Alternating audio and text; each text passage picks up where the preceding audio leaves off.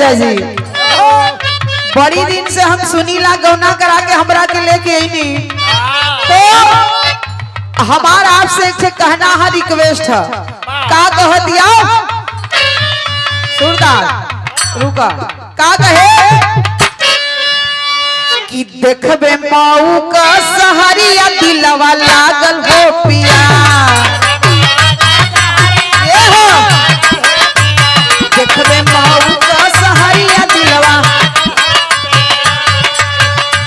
लागल हो पिया, हो दिलवा लागल हो पिया, हो दिलवा लागल हो पिया, देखबे माऊ का सहरिया दिलवा लागल हो पिया।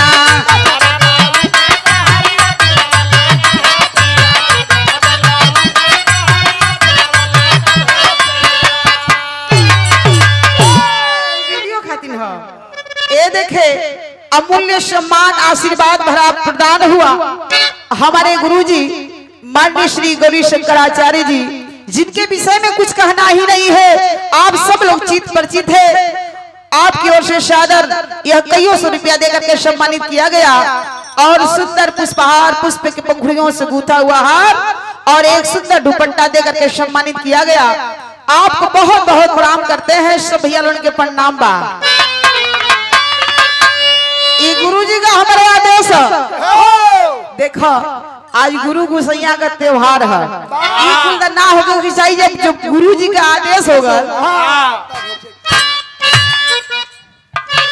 वो दुल्ही का है अपने दुल्हा से सब जगह देखौली, लेकिन एक जगह ना हमरा के देखौली घुमौली। अपने जिले में जब ना घूमा तो दूसर जिला घूम के का करो। का कहे कि देखबे माऊ का सहरिया दिलवा लागल हो पिया,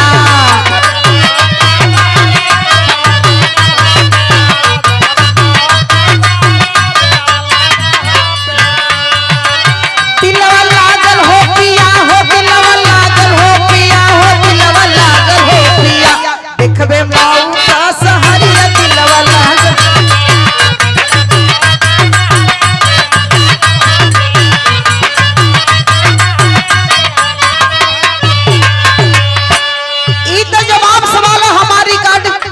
गीत बा लेकिन केहू कलाकार हमारा साथे गौले बा। का कहले बा मास्टर एक लाइन, तोहके माऊ का सहरिया हम घुमई बेरनिया,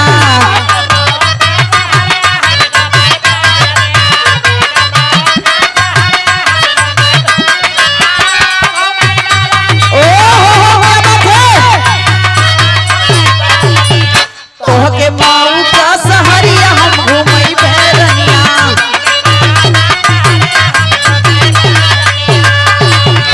लेकिन दुल्हन फरमाइश कर दिया इतने नहीं, का कहे मऊ जिला के अंदर सैया बनल 3-3 पुलवा,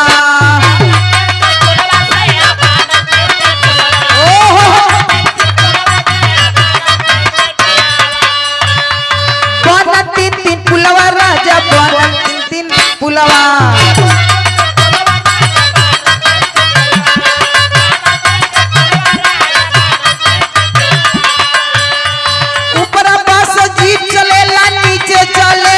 करबे लिछबी का सवरिया दिलवा लागल हो पिया, करबे लिछबी का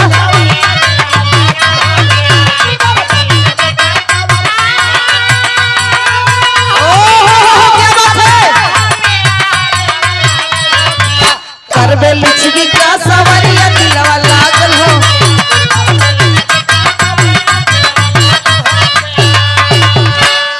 ए भैया बहुत सवाल जवाब होता पतिदेव महाराज कहतरन का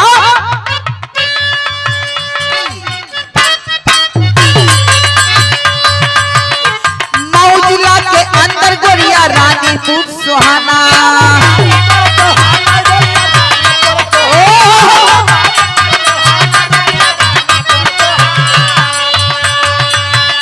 रानीपुर सुहाना गोरिया रानीपुर सुहाना,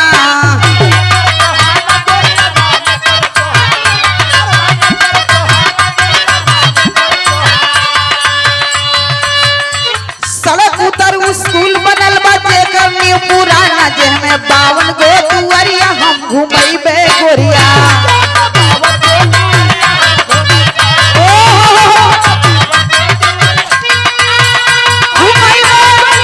क्या बात है।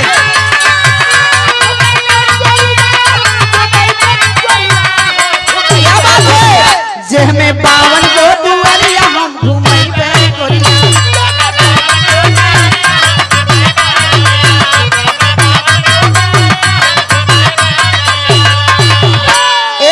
सादर 500 रुपया देकर के सम्मानित किया गया माननीय श्री भरत भैया जी की ओर से। और जब हमारे एक बार सूचना विभाग से कार्यक्रम लगल रहल तो गोपागंज ब्लॉक में भी आपका चरण का दर्शन मिलल रहल। बहुत बहुत आपको प्रणाम करते हैं। आप जहां भी रहते हो हर नेताओं से अलग है, हर सभी नेता से हट करके आप हैं, हर कलाकारों को सम्मान देने दिलाने का काम करते हैं। भैया को प्रणाम करते हैं। हर वर्ग पर तरक्की दे, भगवान सुखी रखे, पूरा परिवार के भगवान सजा के रखे, बना के रखे।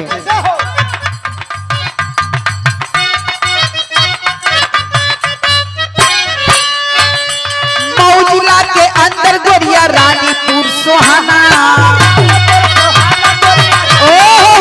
क्या बात है।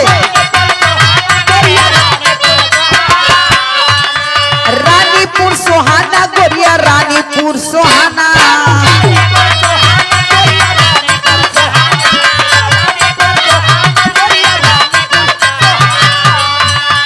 सड़क उत्तरी स्कूल बनल बा जेकर न्यू पुराना जेहमे 52 गो दुआरिया हम घुमैबे रनिया। क्या बात है।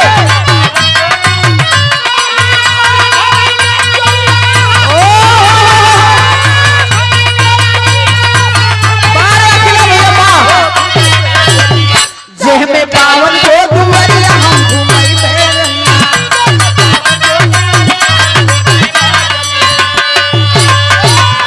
अगली लाइन में उदुलहिन कहत या दूसरा सवाल का श्री अजीत कुमार मौर्य साहब मर्यादपुर की धरती से प्रधान जी की ओर से आशीर्वाद आया। सादर 100 रुपया देकर के सम्मानित किया गया। प्रधान जी के चरणों में कोटि कोटि प्रणाम करते हैं। जहां तक हमारी आवाज जा रही है सभी लोगों को नमन बंदन अभिनंदन स्वागत करते हैं। कहना है दूसरा सवाल कर दिया दुल्हन का कहे मास्टर। सिरियापुर का देई माई खुरहट रेल स्टेशनवा।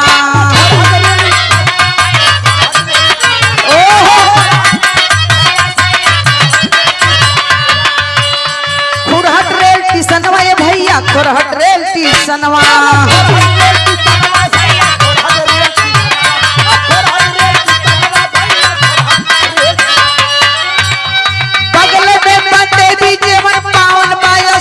होले रेशम का तैयारिया दिलवा लागल हो पिया। होले रेशम का तैयारिया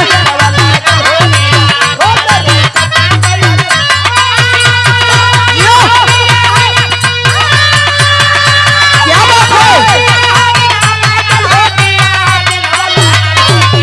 होले रेशम का तैयारिया दिलवा।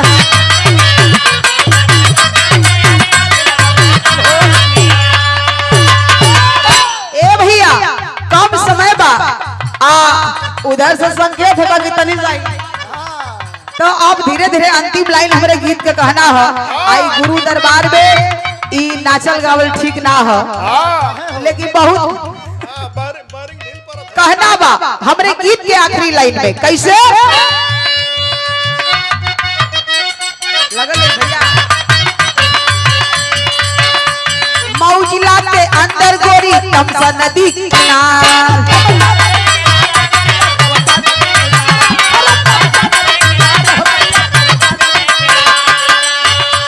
तमसा नदी किनारे भैया तमसा नदी किनार।